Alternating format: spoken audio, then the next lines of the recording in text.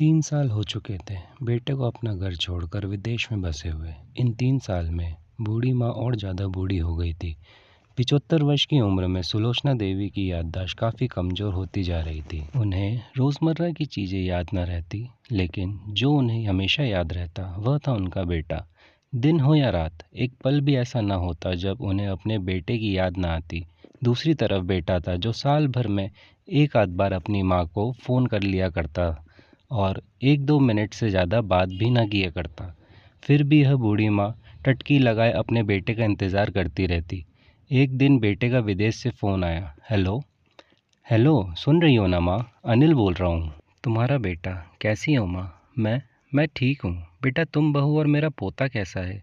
माँ ने पूछा। सब अच्छे हैं माँ। मैं अगले हफ्ते गांव आ रहा हूँ माँ, तुम्हें लेने। अब हम सब साथ में ही लंदन में रहेंगे माँ। तुम्हारी बहू कह रही थी माँ को यहाँ पर लेकर आओ, बेचारी अकेली वहाँ परेशान होती होगी, बेटे ने कहा। माँ की बूढ़ी सूखी आंखें आंसुओं से भीग गई। उसके कमज़ोर शरीर के नस नस में खुशी की लहर दौड़ गई।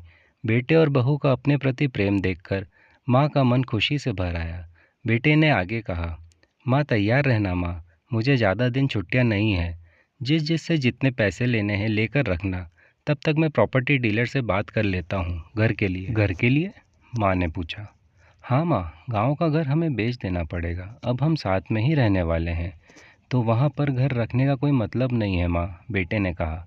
बुढ़ापे की वजह से ठीक से चलने में असमर्थ माँ ने पूरे मोहल्ले में घूम घूम कर अपनी इस खुशखबरी को सबको सुनाया। सभी को खुशी हुई।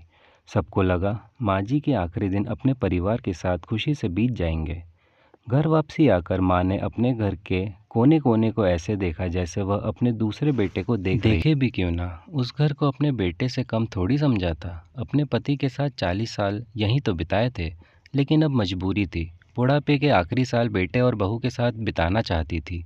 दिल पर पत्थर रखकर घर बेचने के लिए माँ तैयार हो गई। आनन फानन में बेटे ने घर को आधे दामों पर बेच दिया। माँ ने ज़्यादा नहीं, लेकिन जिन चीज़ों से दिल लगाया था उन चीज़ों को समेटा और बेटे के साथ टैक्सी में बैठकर एयरपोर्ट के लिए चली गई। एयरपोर्ट पर आकर बेटे ने माँ से कहा, माँ तुम यहीं बेंच पर बैठो, मैं सामान और बोर्डिंग पास की जांच करा कर आता हूँ। वहाँ वक्त लगता है और खड़ा रहना पड़ता है, तुम्हें तकलीफ़ होगी, तुम यहीं आराम करो। मैं यूँ गया और यूँ आया। माँ बेंच पर बैठ गई और बेटा अंदर चला गया। काफ़ी समय हो गया, बेटा वापस नहीं लौटा। माँ सोचने लगी ज़्यादा भीड़ होगी, इसलिए देर लग रही होगी। अंधेरा होने को आया। अब तो लोगों की चहलकदमी भी कम होने लगी। माँ को अब चिंता होने लगी। एक कर्मचारी ने आकर पूछा, किससे मिलना है माँ जी आपको? यहाँ पर क्यों बैठी हैं? डरती हुई आवाज़ में सुलोचना देवी बोली, मेरा बेटा अंदर सामान की जांच कराने गया है। लंदन जा रहे हैं हम। क्या नाम है माँ जी आपके बेटे का? कर्मचारी ने पूछा। अनिल नाम है मेरे बेटे का। कर्मचारी अंदर गया और थोड़ी देर बाद बाहर लौटा। उसने सुलोचना देवी से कहा, माँ जी लंदन जाने वाली फ़्लाइट तो दोपहर में ही जा चुकी है और आपका बेटा भी उस फ्लाइट में बैठकर लंदन जा चुका है।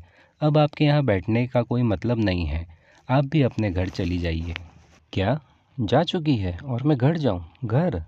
माँ की आंखों से आंसुओं के सैलाब उठने लगे। जैसे तैसे माँ घर पहुँची, जो अब उसका था ही नहीं, बिक चुका था। वो वहाँ बरामदे में तुलसी के पास सो गई। घर के नए मालिक को उस पर दया आई तो एक कमरा किराए से उसको दे दिया। पेंशन के पैसों से खाना और किराए का बंदोबस्त हो जाता था। दिन बीतने लगे। कुछ दिन बाद घर के नए मालिक ने सुलोचना देवी से कहा, माँ जी आप अपने रिश्तेदारों के यहाँ पर जाकर क्यों नहीं रहती हैं? इस उम्र में आपके लिए वही अच्छा होगा। अच्छा तो होगा, लेकिन अगर मेरा बेटा वापस आया तो उसका ख्याल कौन रखेगा? मेरा बेटा बहुत भोला है, उसे अपना ख्याल रखना बिल्कुल नहीं आता। मैं कहीं नहीं जाऊंगी, क्या पता कब उसे मेरी ज़रूरत पड़ जाए, माँ ने कहा। दोस्तों सच बता रहा हूँ, माँ की ऐसी बातें सुनकर मेरी आंखों से आंसू आ गए। किसी ने सच ही कहा है, पूत कपूत हो सकता है लेकिन माता कभी कुमति नहीं होती। दोस्तों आप सभी से हाथ जोड़कर विनती करता हूँ, अपने माता पिता को जितना हो सके सेवा करना, उनके साथ कभी बुरा बर्ताव मत करना।